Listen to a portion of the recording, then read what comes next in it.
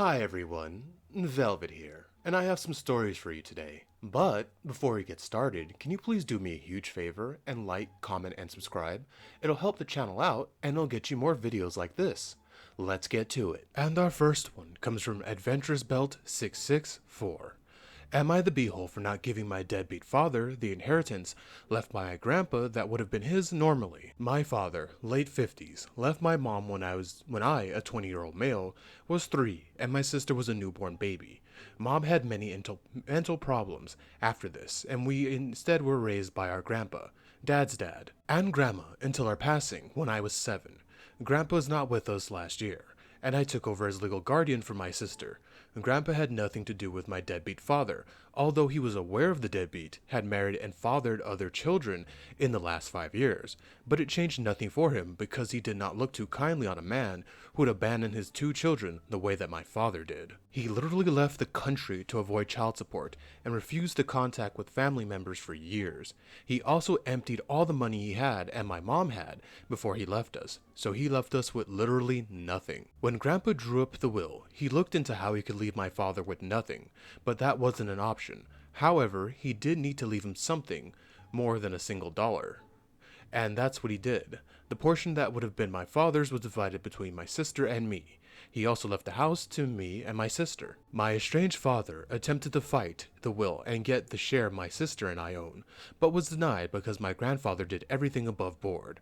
My father's siblings ended up back in contact with him after Grandpa's not with us anymore. I wonder why. I bet you they assumed they were getting something too. And while they are not close like before, they have a relationship that my sister and I have no interest in being a part of. So, where the moral question comes in is this. My father has a child who has a life-limiting medical condition.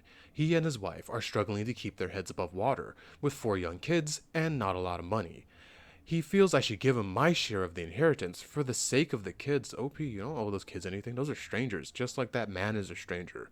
Believing Grandpa was wrong not to think of them at all in his will.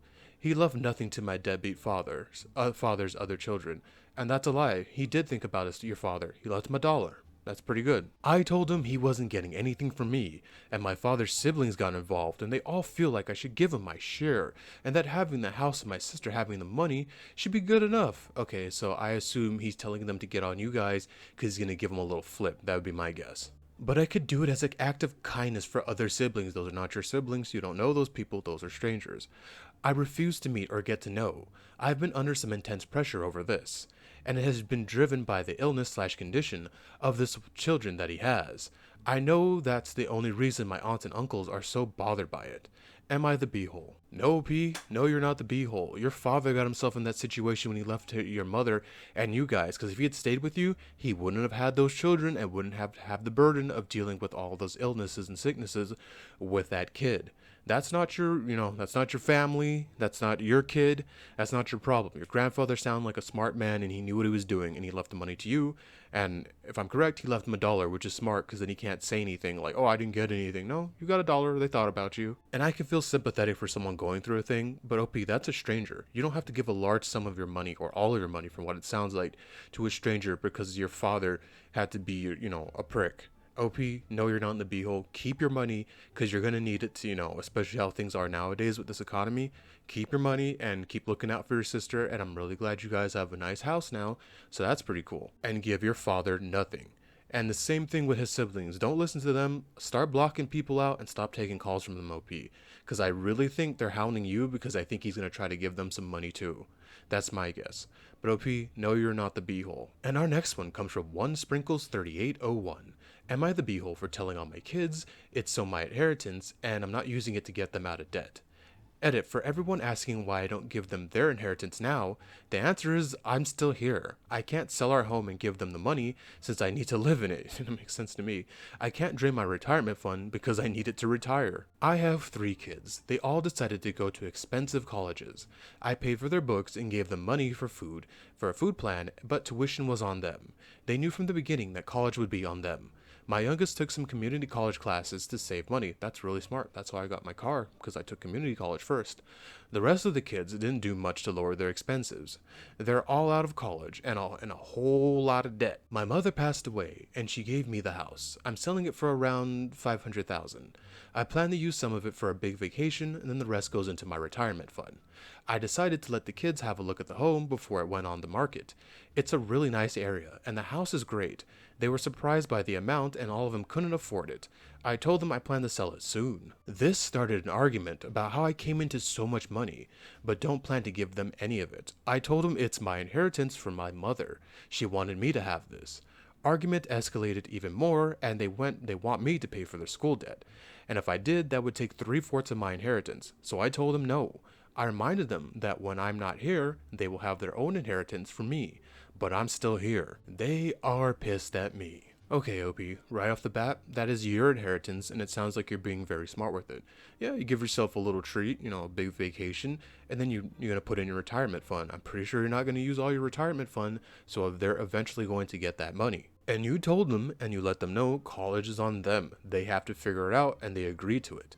Sounds like only one of them tried to, play it smart and save some money. So, I hope they went for good degrees where they can actually pay off their debt. You are not obligated to pay that off because, like I said, you told them, and no, you get come on, Reddit, you expect her to just give them their inheritance? She needs to not be here anymore. Come on, guys.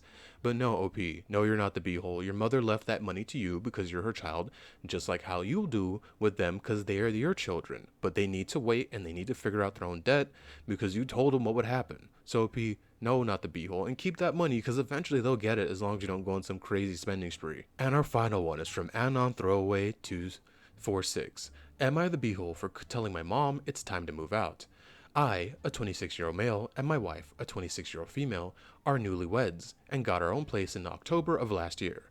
In November last year, we decided to help my mom through a tough personal situation. We both agreed that before my mom moved in, rent-free, there would be a clear understanding of how much time she needed, and that if the time she moved in we felt differently, we could tell her that we needed our space back. We brought this up to my mom, and she agreed that any point when we want our personal space, we can just say so and she'll move out.